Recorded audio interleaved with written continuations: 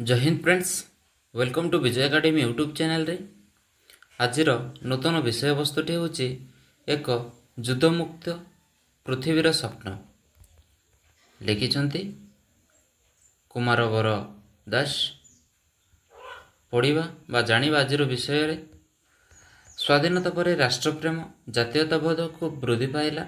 जगतीकरण माध्यम आम अर्थनैतिक संस्कार ग्रहण कलु। समस्त देश को एकत्रीकरण प्रक्रिया द्वारा एकाठी बांधिलु। या गोटे सूत्र जहाँ विकसित देशंकर स्थाणु अवस्था और पछुआ देशर अनग्रसतार दूर कर विश्वास कलु।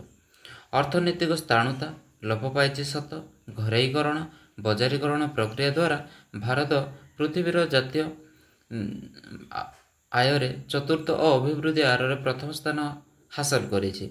शहरीकरण आम देशर अति आकर्षणीय और तीव्रता रही। आधुनिकरण उपभोक्तावाद महाप्रवाहर आम समस्ते सामिल होइछु, किंतु विश्वकरण द्वारा विश्व चेतना संचारित होगा परिवर्ते आसला तीव्र प्रतियोगिता। ज्ञान मानव समाज केन्द्रित होगा परिवर्ते बजार केन्द्रित होइछि। आत्मनिर्भरशीलता परिवर्ते आसला नग्न निर्भरशीलता। विकासशील देशर आमदानी रप्तानी व्यवधान अविरत वृद्धि पाउछि। आधुनिकीकरण सांगरे आसिछि उग्र उपभोक्तावाद। विश्व भातृत्व भाव परिवर्ते आसिछि आतंकवाद और युद्ध प्रवणता। आज समस्ते सहर मुआ वस्तुवादी दुनिया रे समस्ते भोगवाद लिप्त। सहरी सभ्यता मनीष जाति इंद्रिय मान द्वारा प्रसारित। योग्यता बा प्रवृत्ति थाउ कि न थाउ, नीति थाउ कि न थाउ, नीति थाउ कि अनीति हो, समस्ते निज निज स्तर में किछि झांपी नहीं धन संपत्ति टोल कर विव्रत। आज शिक्षित वर्ग धन अर्जन करी आयस कर प्रवणता सह समाजर सफलता हासिल कर मानसिकता पोषण कर। व्यक्तिकेन्द्रिक जीवन, स्वार्थ केन्द्रिक संपर्क, अहंकार छलना, कृत्रिमता, स्वार्थपरता, समस्त प्रकार अपराध प्रवणता वृद्धि पाउछि। समस्त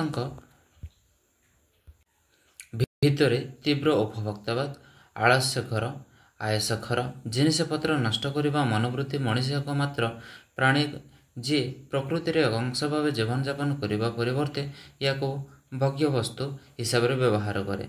निजर सुख सुविधा प्राकृतिक संपद को अपचय करे। जेतिक भोग करे ताठू अधिक नष्ट करे, प्राकृतिक लंठन करे। तीव्र उपभोक्तावाद आनी परिवेश प्रदूषण, जलवायु परिवर्ते जनित संकट। यह अत्यंत भयानक घातक। केवल मानव समाज एपाई दायी। प्राकृतिक विपर्यय विश्वर समस्त देश में बारंबार घटुଛି। या तीव्रता पूर्णता दिनक दिन बढ़ुଛି। सबु देशर अर्थनैतिक संपूर्ण दहली जाउछि। समस्त प्रकार विपर्यय सामाजिक, अर्थनैतिक, पारिवारिक प्रभाव खूब संकटपूर्ण सुदूर प्रसारी। समस्त प्रकार विपर्ययर प्रत्यक्ष परोक्ष प्रभाव स्वल्पकालीन और दीर्घकालीन प्रभाव दाए। सुनामी, कोरोना, मरुड़ी, महाबात्या, महाबन्या, गोपाल गैस दुर्घटना एवं जापान फुकुशिमा तांडव लीला इत्यादि वास्तव में आकस्मिक नुहे। जंगल जैव विविधतापूर्ण प्राकृतिक संपदर अवक्षय कोरोना प्रति घातक भूताणु सृष्टि दायी। मनीष व्यतीत आउ किए नुहे। आम विकसतार संपूर्ण त्रुटिपूर्ण ए प्रकार तीव्र ऊर्ध्वगामी अभिवृद्धि सफल खूब मुष्टिमय लोक और कुफल सारा पृथ्वी भोगुଛି।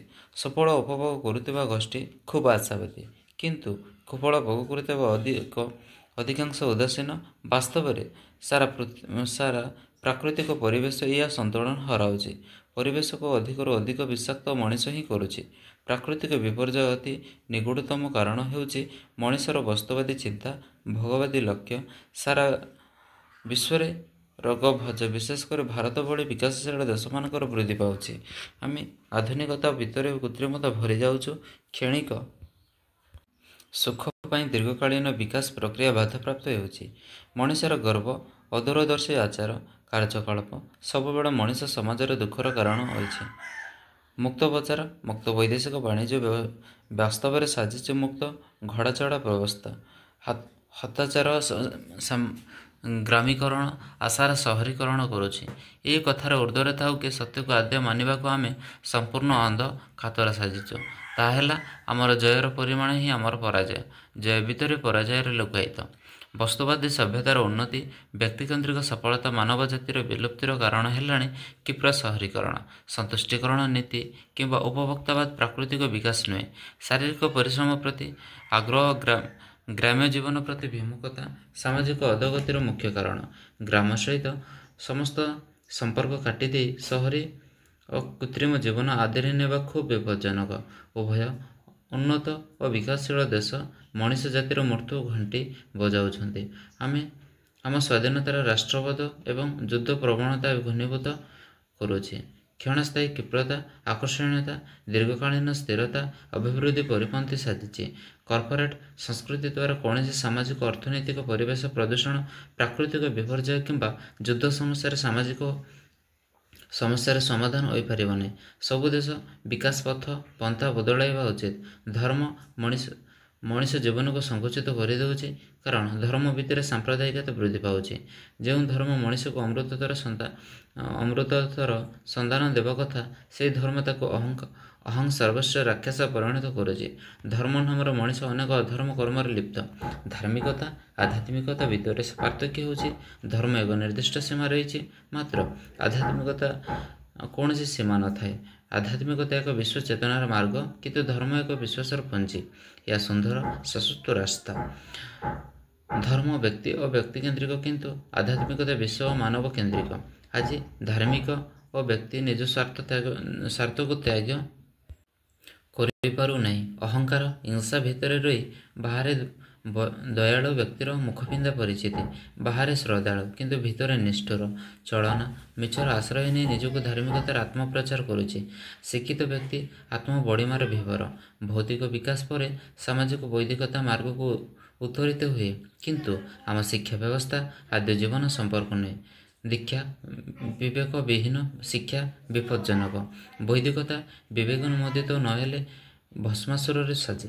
ଜ୍ଞାନ ବିଜ୍ଞାନର ଦିଗ ଜ୍ଞାନର ଗଭୀରତାଠାରୁ ଗୁରୁତ୍ୱପୂର୍ଣ୍ଣ। ସମଗ୍ର ବିଶ୍ୱ ସମାଜ ଜ୍ଞାନ ବିଜ୍ଞାନର ପୁଞ୍ଜିକୁ ଉପଯୁକ୍ତ ବ୍ୟବହାର ନ କରିବା ଦ୍ୱାରା ଆଜି ସମଗ୍ର ବିଶ୍ୱ ପଥଭ୍ରଷ୍ଟ। ସବୁ ଦେଶର ସ୍ୱାଧୀନତା ପରେ ଭୌତିକ ଓ ବୌଦ୍ଧିକ ଉନ୍ନତି ଘଟିଛି। ପରିତାପର ବିଷୟ, ଏତେ ଆଧୁନିକତା ସତ୍ତ୍ୱେ ଆତଙ୍କବାଦୀ କାର୍ଯ୍ୟକଳାପ ସଙ୍ଗେ ଯୁଦ୍ଧ ପ୍ରବଣତା ପୃଥିବୀର ସାରା ବୃଦ୍ଧି ପାଉଛି। ଏବେ ବିଶ୍ୱର ସବୁଠୁ କୋଣରେ ଯୁଦ୍ଧ ଲାଗି ରହିଛି। ସେଥିପାଇଁ ମଣିଷ ଆଜି ବିଶ୍ୱଯୁଦ୍ଧର ଆଶଙ୍କାଗ୍ରସ୍ତ। ବୈଜ୍ଞାନିକମାନେ ଯୁଦ୍ଧାସ୍ତ୍ର ତିଆରି କରିବାରେ ବ୍ୟସ୍ତ।